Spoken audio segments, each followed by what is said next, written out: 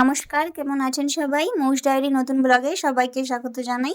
আজকে একটা ছোট্ট মিনি ব্লগ তোমাদের সাথে শেয়ার করছি। রাখি পূর্ণিমার এই ব্লগটা রাখি পূর্ণিমার ১-২ দিন পরের ব্লগটা, ডেটটাও ঠিক মনে পড়ছে না। ভিডিওটা অনেক দিন আগে থেকেই গ্যালারিতে পড়েছিল, পোস্ট করব, আজ করব, কাল করব বলেই আর করা হয় না। কারণ আমি বিশাল ল্যাদ খেয়ে দিন কেটে যায় আর ভিডিও ঠিকঠাকভাবে পোস্ট করা হয় না। যতবারই ভাবি ইউটিউবে একটু ভালো করে মন দিয়ে এই ভিডিওটা দেখব, ভিডিও দেব, ভিডিও পোস্ট করব টাইম টু টাইম, কিন্তু আর হয় না। কারণ এতই ল্যাদ খাই আমি যে আর ঠিকঠাকভাবে এই কাজটা হয় না। তাই আমার বরও বলে, তোমার দ্বারা কোনোদিন কোনো কিছু হবে না। সত্যিই ঠিক, আমার দ্বারা কোনোদিন কোনো কিছু হবেই না। তো রাখি পূর্ণিমার দিন নিরামিষ খাওয়া হয়েছিল, কারণ ওই দিন পূর্ণিমা বলে আমাদের বাড়িতে পূর্ণিমায় নিরামিষ খাওয়া হয়, এই জন্য নিরামিষ খাওয়া হয়েছিল। তার পরের দিন ভাবলাম যে ও কাজে চলে যাবে, ননদও বাড়ি চলে যাবে, তো তার উপলক্ষে কিছু ভালো মন্দ রান্না করে খাওয়া যাক। তো সেই দিনে এই জন্য ফ্রাইড রাইস আর চিলি চিকেন করা হয়েছিল। তারই ভিডিও একটা, না সরি, চিলি চিকেন নয়, চিলি চিকেন কষাই করা হয়েছিল, তারই ভিডিওটা তোমাদের সাথে শেয়ার করছি। যখন বাড়ি ভর্তি থাকে তখন কতই না আনন্দ লাগে, তখনই এক এক করে যখন সবাই নিজের গন্তব্যস্থলে পৌঁছে যায় তখন তখন অতটাই কিন্তু খারাপ লাগে। আর এদিকে আমি রান্নাও চাপিয়ে দিয়েছি, কিন্তু আমি রান্না চাপানোর পরও এসে বললো যে চলো তুমি সরে বসো, আমি রান্না করছি।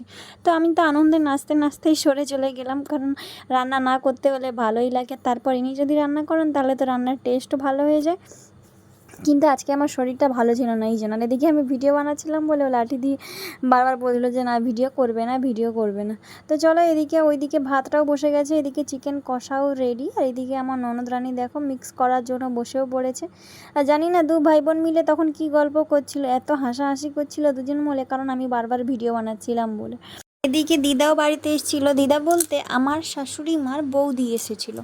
তো এই জন্য সবাই মিলে আনন্দ করছিলাম। এদিকে অনেক বেলাও হয়ে গেছিলো, যেহেতু ওরা 11টার সময় বাজার করে নিয়ে এসেছিলো, প্রায় এখন 1টা-1:30টা বেজে গেছিলো। সবাই খিদায় ছটপট করছিলো, কিন্তু চলো এদিকে তাড়াতাড়ি হাতও করে নিয়েছে। আর এদিকে জানো তো ভাতটা খুব সুন্দর হয়েছিল, শুধু একটু বেশি নরম হয়ে গেছিলো, তো ওই জন্য ও হাত দিয়ে এরকম করছিল। আর এদিকে দেখো ও মিক্সিংও করে দিচ্ছে।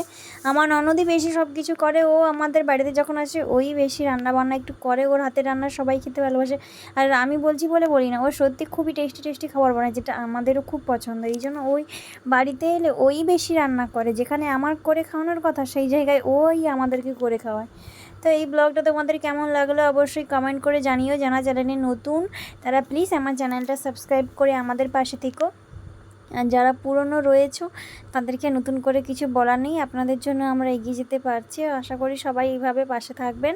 তো এদিকে দেখো সবার খাওয়া দাওয়াও আরম্ভ হয়ে গেছে, আর সেদিকে সবাইকে খেতে দিয়ে না আমি লাস্টে বসেছিলাম, এই জন্য আমি যখন বসেছিলাম ওই ব্লগটা করা নিই। তো তখন তোমরা ভালো থেকো, সুস্থ থাকো, ফিরবো নতুন একটা ব্লগ নিয়ে। টাটা।